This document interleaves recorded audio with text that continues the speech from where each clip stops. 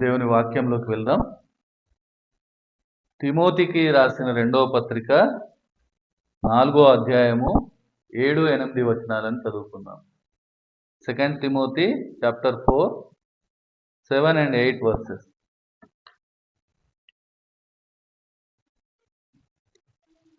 మంచి పోరాటము పోరాడి తిని, నా పరుగు కడముట్టించి తిని, విశ్వాసము కాపాడుకుంటిని. ఇక మీదట నా కొరకు నీతి కిరీటం ఉంచబడి ఉన్నది. ఆ దినమందు నీతి గల న్యాయాధిపతి అయిన ప్రభువు అది నాకు మాత్రమే కాకుండా తన ప్రత్యక్షతను అపేక్షించు వారికి అందరికీ అనుగ్రహించును. దేవుడు ఈ వాక్యమును దీవించునుగాక.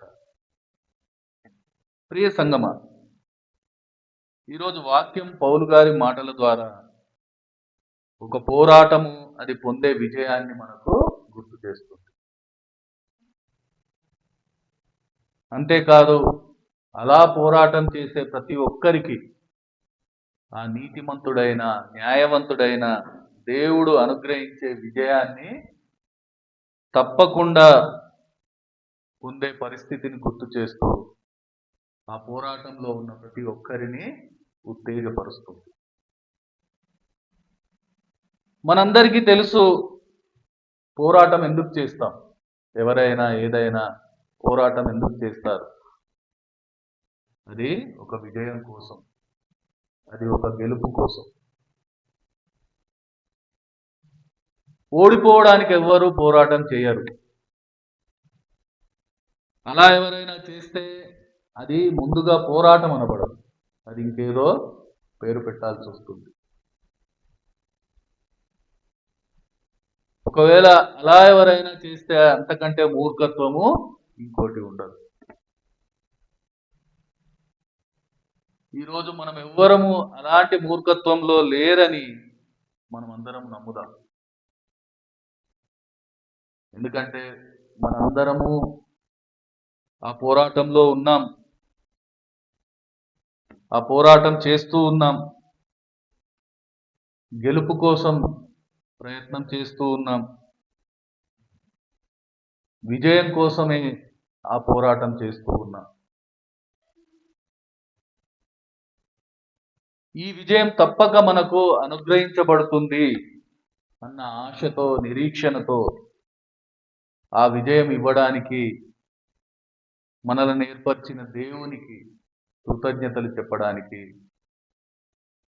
ఈ పోరాటంలో మనల్ని నడిపిస్తూ మన జీవితాలను ఆ విజయం వైపు తీసుకెళ్తున్న దేవుణ్ణి స్తుతించడానికి, ఆరాధించడానికి ఇక్కడ మనం చేరి ఉన్నాం. ఎంతో సంతోషం. దేవునికి స్తోత్రం. హల్లెలూయా. ఈరోజు ఆ పోరాటంలో ఉన్న మనము, ఆ విజయం కోసం ఆరాటపడుతున్న మనము, దేవుని వాక్యం మనతో మాట్లాడుతూ ఉండగా కొన్ని విషయాలను అర్థం చేయడానికి ఇష్టపడతాం. మామూలుగా మనం చూస్తూ ఉంటాం, ఏదైనా ఒక విజయం సాధించిన వాణ్ణి అడిగినప్పుడు ఆ విజయం పొందగానే అతన్ని అడుగుతూ ఉంటారు, మీ విజయానికి ముఖ్యమైన కారణం ఏంటి? ఆ విజయం కోసం అతడు ఎంతో శ్రమపడి ఉండవచ్చు, ఆ విజయం కోసం ఎంతో సాధన చేసి ఉండవచ్చు, బాధలు భరించవచ్చు, అవమానాలు సహించవచ్చు, ఎన్నో త్యాగాలు చేసి ఉండవచ్చు. అవన్నీ ఆ విజయానికి కారణాలే, అవన్నీ ఆ విజయానికి దోహదపడేవి.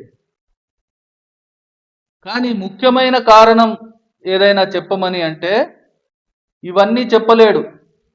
ఏదో ఒకటి మాత్రమే చెప్పగలుగుతాడు, తనను అత్యంత ప్రభావితం చేసిన కారణం. అది అతను తీసుకున్న నిర్ణయాలు కావచ్చు, అతను పొందిన సహాయం కావచ్చు, మరొకటి కావచ్చు. అంటే అతడు నిజంగా ఎన్నో కారణాలు ఉండొచ్చు అతని విజయానికి, కానీ ముఖ్యమైన కారణం చెప్పమన్నప్పుడు ఒక్కటే చెప్పగలుగుతాడు. దీనివల్లనే నేను గెలవగలిగాను, అని తన మనసులో అతనికి ఒక బలమైన నమ్మకం ఉంటుంది. అదే అతను చెప్తాడు. మిగతా అన్ని కారణాలు కావచ్చు, మిగతా అన్ని దోహదపడవచ్చు, కానీ అతని మనస్సు బలంగా నమ్మే ఒక కారణం అయితే ఉంటుంది. ఎందుకంటే చూసేవారికి అతని గెలుపు కనిపిస్తుంది, గెలిచిన వానికి ఆ కారణం కనబడుతుంది.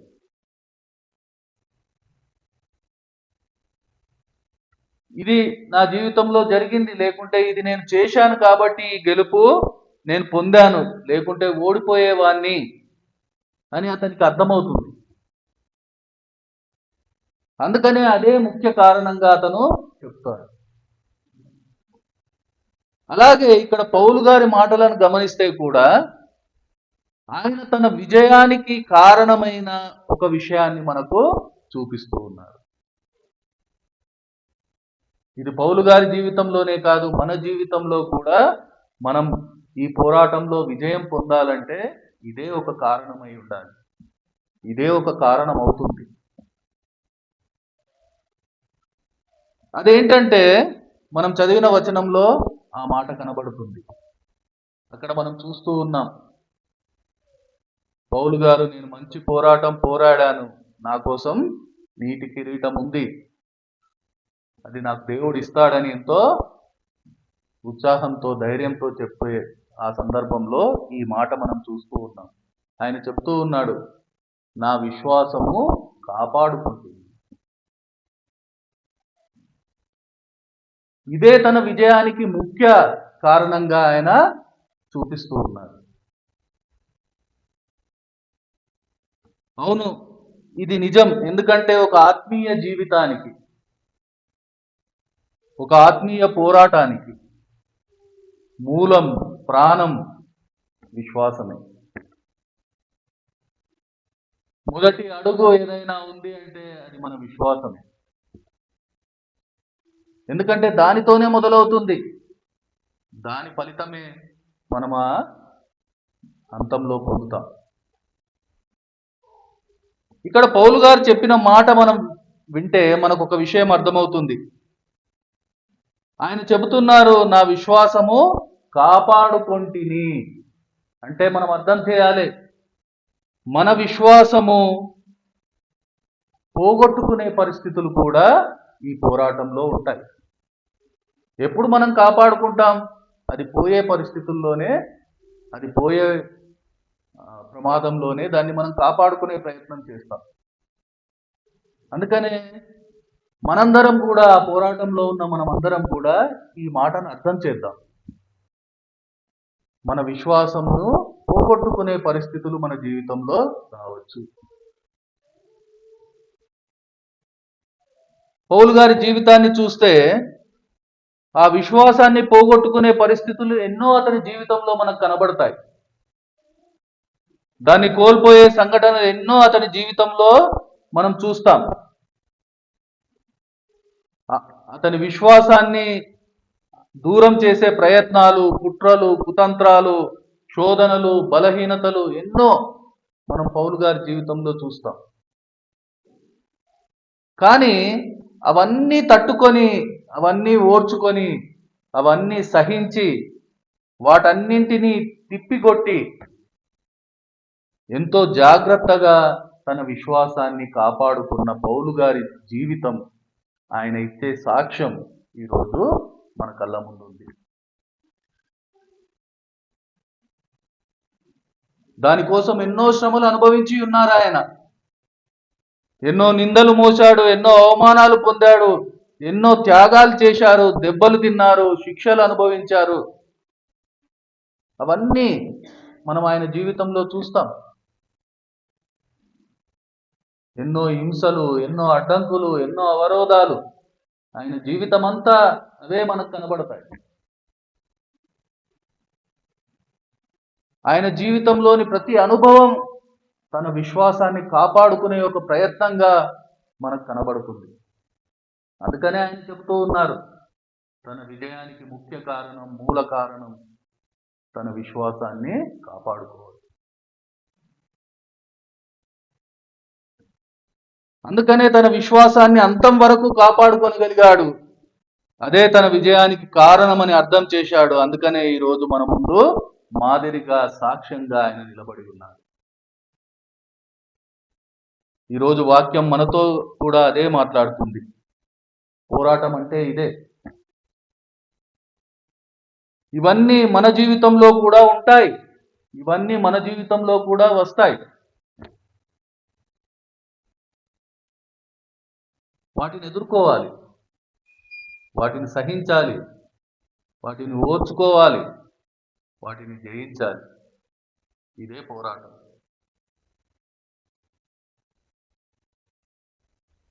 ఆ పోరాటమే విజయాన్ని ఇస్తుంది.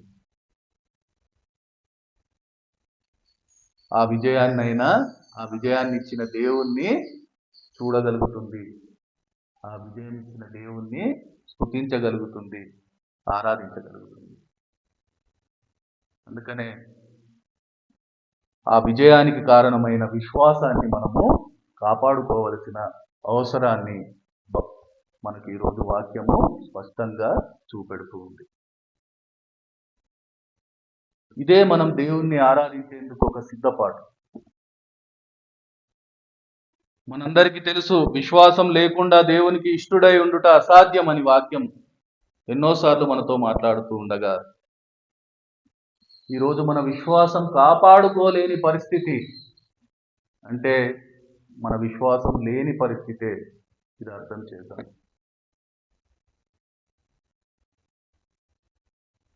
ఇక్కడ ఇంకొక విషయాన్ని కూడా మనం అర్థం చేయాలి.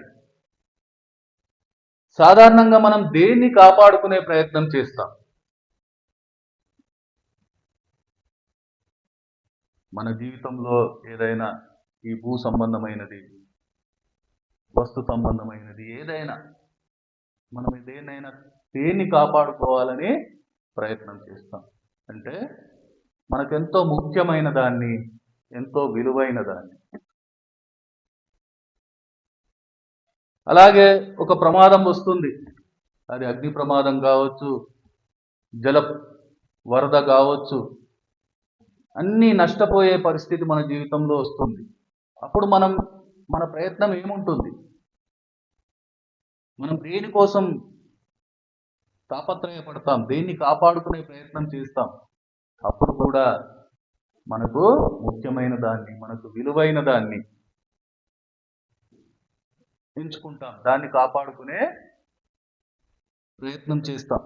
ఎందుకంటే అది మనం దాన్ని కాపాడుకోగలిగితే ఆ ప్రమాదం నుంచి తిరిగి మళ్ళీ మనము నిలబడగలుగుతాం.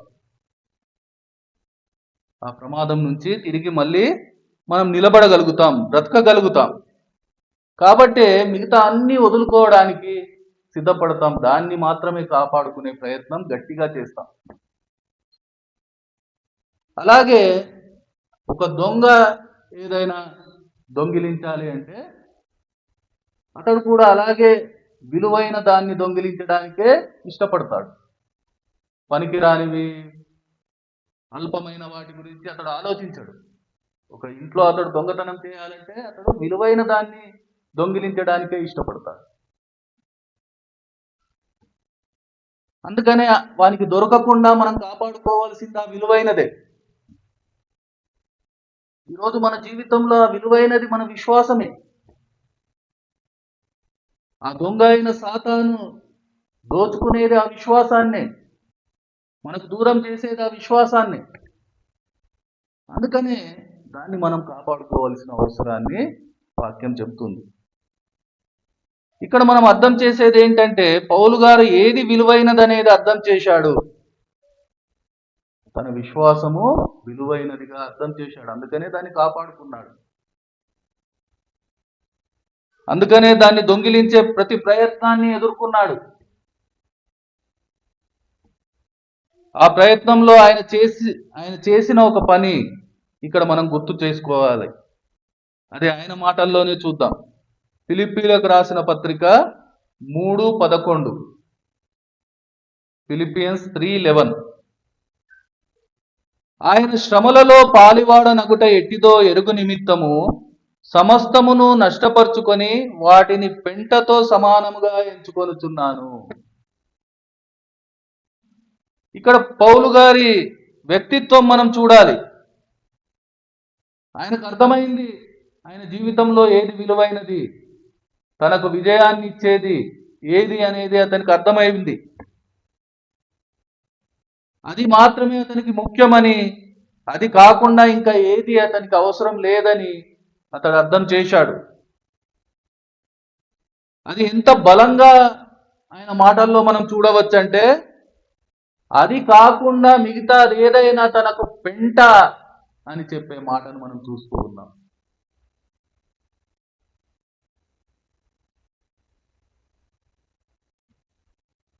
ఎందుకంటే ఈ మనస్సు లేకుండా ఆ విలువైన దాన్ని మనం కాపాడలేము.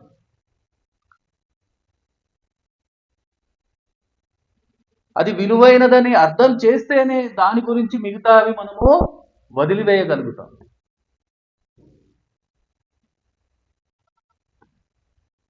ఒక్కసారి మన విషయాన్ని మనము అర్థం చేయాలి.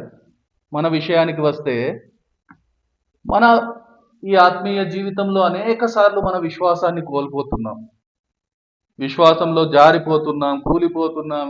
ఎన్ని మాటలు చెప్పినా ఒక్క మాటలో ఏంటి అంటే మన విశ్వాసాన్ని కాపాడుకోలేకపోతూ ఉన్నాం. అది కాదనడానికి లేదు. ఎందుకంటే ఈరోజు మన ఆత్మీయ జీవితంలోని ఆటుపోట్లు వాటికి నిదర్శనాలు. ఇది ఎవరో మనకు చూపెట్టాల్సిన పరిస్థితి లేదు. మనందరికీ తెలుసు మన పరిస్థితి.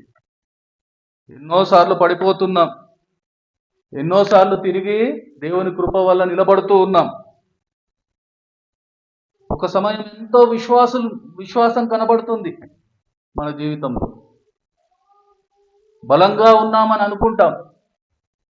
కొద్ది సమయంలోనే దానికి వ్యతిరేకమైన పరిస్థితి. అది మాటల్లో కావచ్చు, మన క్రియల్లో కావచ్చు, మన నిర్ణయాల్లో కావచ్చు. మన విశ్వాస జీవితంలో ఇదే మన అనుభవంగా ఉంటుంది.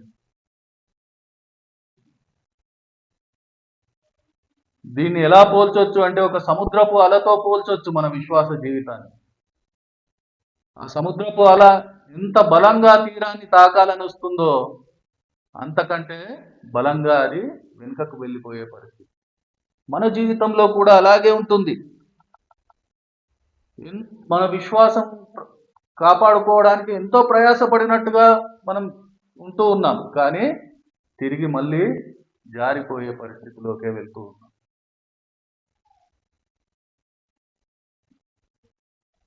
ఈరోజు అర్థం చేద్దాం సంగమా, దీనికి కారణం ఒక్కటే. ఏది విలువైనది, ఏది ముఖ్యమైనది అనేది మనము అర్థం చేయలేకపోవడం, గ్రహించలేకపోవడం.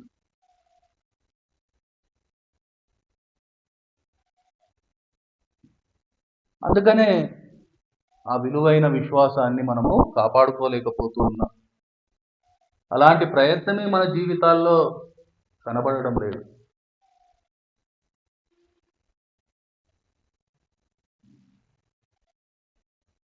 దాని విలువ మనకు తెలియదు కాబట్టే అది కాకుండా మిగతా దాన్ని మనం పెంటగా చూడలేకపోతూ ఉన్నాం. ఆ పెంటనే ఎంతో విలువగా భావిస్తూ ఉన్నాం.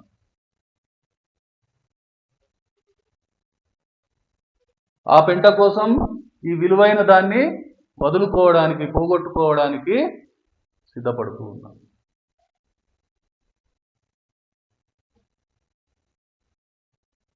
ఆ పెంటనే కాపాడుకునే ప్రయత్నాలు కూడా చేస్తూ ఉన్నాం.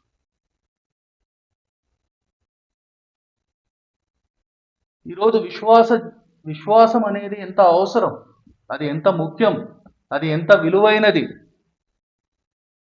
అది అర్థం చేసినప్పుడే దాన్ని కాపాడుకునే ప్రయత్నం మన జీవితంలో మొదలవుతుంది. అది అర్థం చేయనన్ని రోజులు ఏ ప్రయత్నము మన జీవితంలో కనిపించదు. అది అర్థం చేయకుండా చేసే ఏ ప్రయత్నము మనల్ని విజయానికి దగ్గరికి తీసుకెళ్ళలేదు.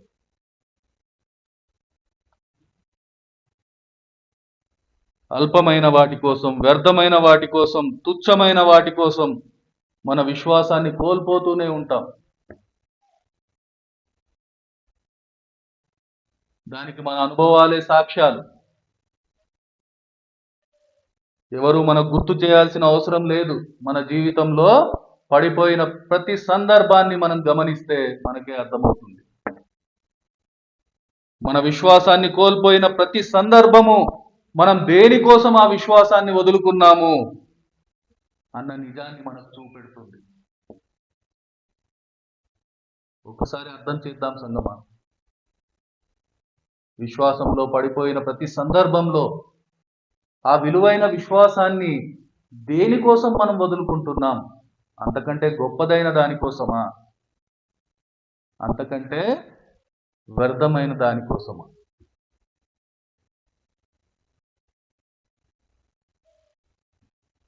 ఈరోజు ఆ విశ్వాసం ఎంత గొప్పదనేది మనం అర్థం చేయకపోవడం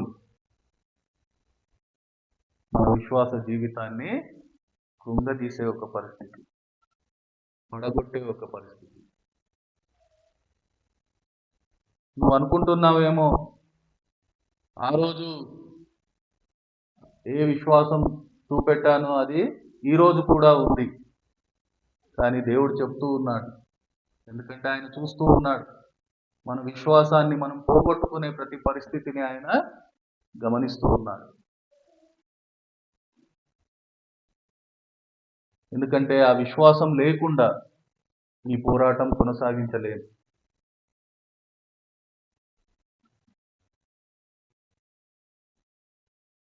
ఇది అర్థం చేయలేకపోతున్నాం కాబట్టే దాన్ని పోగొట్టుకునే వారిగా ఉంటూ ఉన్నాం. శోధనలు, శ్రమలు, పరీక్షలు వచ్చినప్పుడు ఈ విశ్వాసాన్ని కాపాడుకోలేకపోతున్నాం.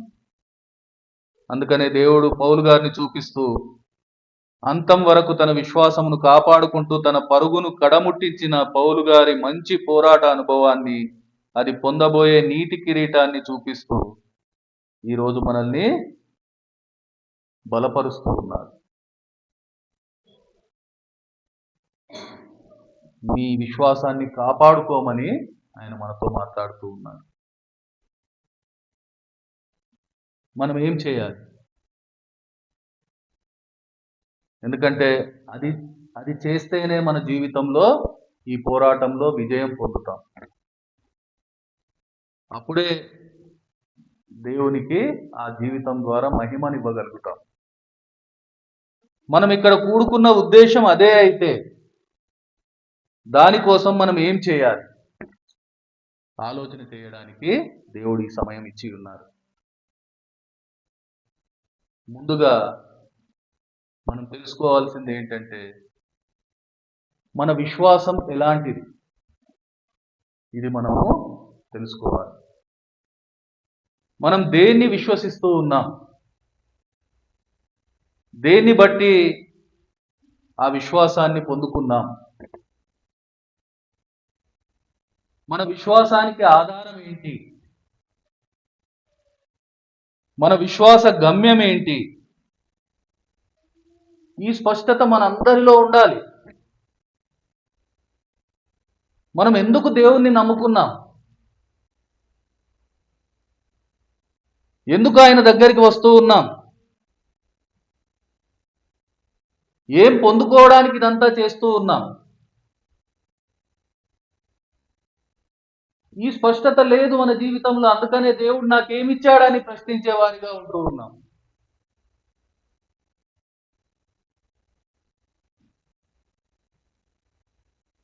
ఎందుకంటే ఆ విలువ మనకు అర్థం అవడం లేదు. ఆ విలువ అర్థం చేయకుండా దాన్ని కాపాడుకునే ప్రయత్నం ఎలా చేస్తాం?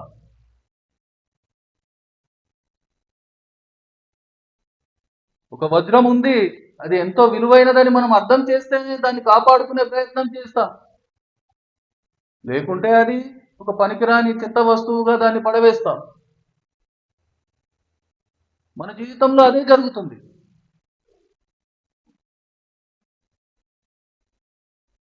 హెబ్రీయులకు రాసిన పత్రిక 11:10లో మనం ఒక మాట చూడొచ్చు. హీబ్రూస్ 11:10, ఏలైనగా దేవుడు దేనికి శిల్పియో నిర్మాణకుడై ఉన్నాడో పునాదులు గల ఆ పట్టణం కొరకు అబ్రహాము ఎదురు చూస్తుండెను. ఇక్కడ మనం మన పితరుడైన అబ్రహాం నిరీక్షణ చూస్తూ ఉన్నాం. దేనికోసం ఆయన నిరీక్షణ? ఈరోజు మన నిరీక్షణ దేనికోసం?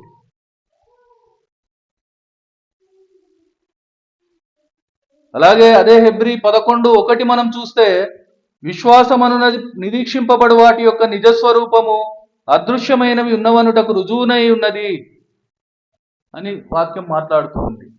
మన విశ్వాసం అలాంటిదేనా? కనబడని వాటి మీద మనము విశ్వాసం ఉంచి ఈ విశ్వాస జీవితం గడుపుతూ ఉన్నామా? ఈ పోరాటం చేస్తూ ఉన్నామా?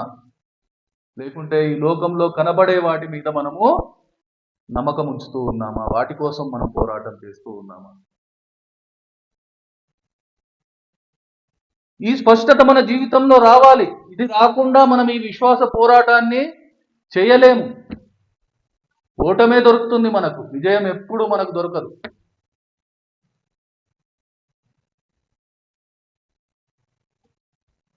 ఇది అర్థమైనప్పుడు దాన్ని కాపాడుకోవడానికి మనం సిద్ధపడతాం నిజంగా. అందులో భాగంగా మన విశ్వాసాన్ని బలపరుచుకునే ప్రయత్నం చేస్తాం.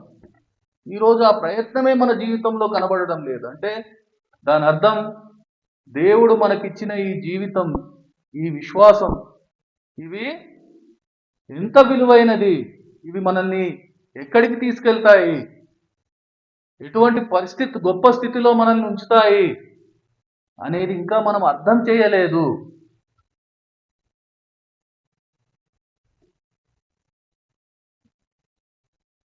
అందుకనే మన విశ్వాసాన్ని బలపరుచుకునే ఏ పని మన జీవితంలో కనబడడం లేదు.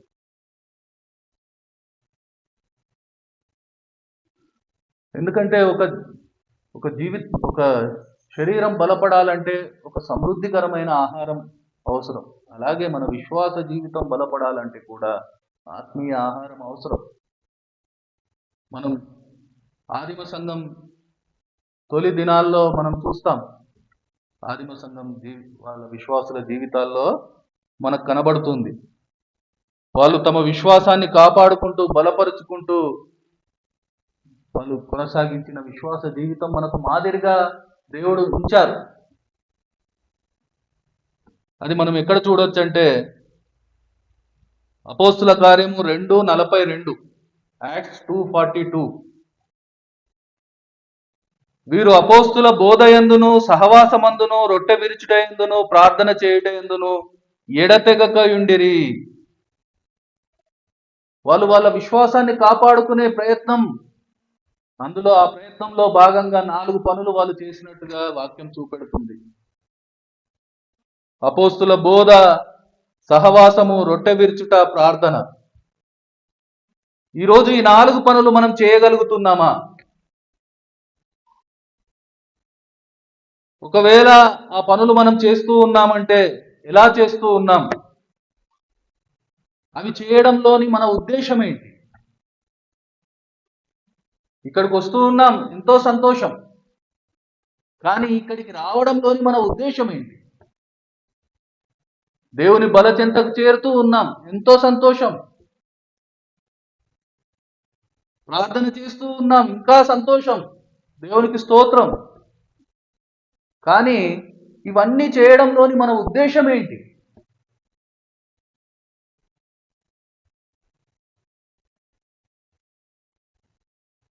ఏదో మొక్కుబడిగా చేస్తూ ఉన్నామా? ఒక ఆచారంలా చేస్తూ ఉన్నామా? మనుషుల మెప్పు కోసం చేస్తూ ఉన్నామా? దేవుని మహిమ కోసం చేస్తూ ఉన్నామా?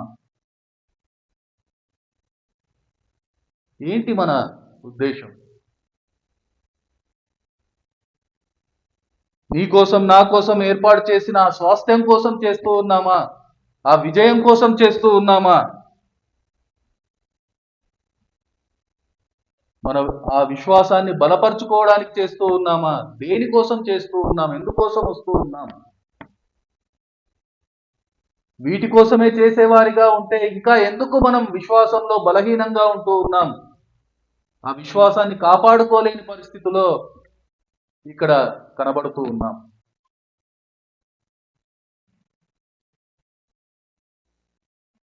సంగమా, ఈ స్పష్టత మనలో రావాలి. ఇది రానంత కాలం మన విశ్వాసాన్ని మనము కాపాడుకోలేము. దొంగ వచ్చి దాన్ని దోచుకెళ్తూనే ఉంటాడు.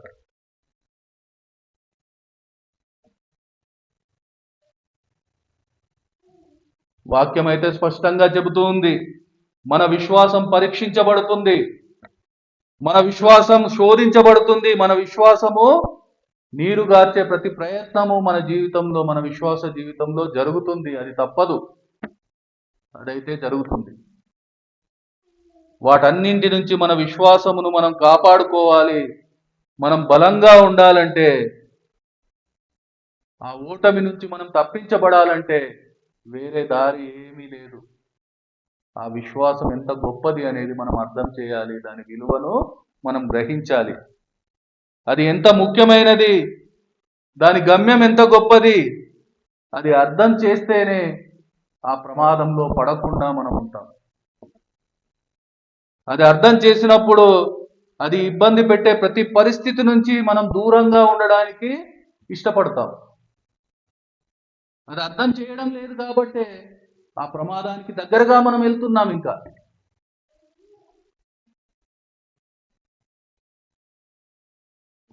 ఈరోజు ఆ ప్రమాదం మన దగ్గరికి రాకుండా, ఆ ప్రమాదంలో మనం పడకుండా మన జీవితాన్ని మనం జాగ్రత్తగా కాపాడుకోవలసిన అవసరం ఉంది.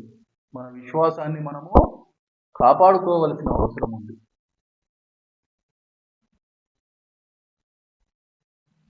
మన విశ్వాసానికి కర్త అయిన ప్రభు యేసు వైపు చూస్తూ, ఆ విజయం వైపు విశ్వాసంతో మనం నడవవలసిన అవసరం ఉంది.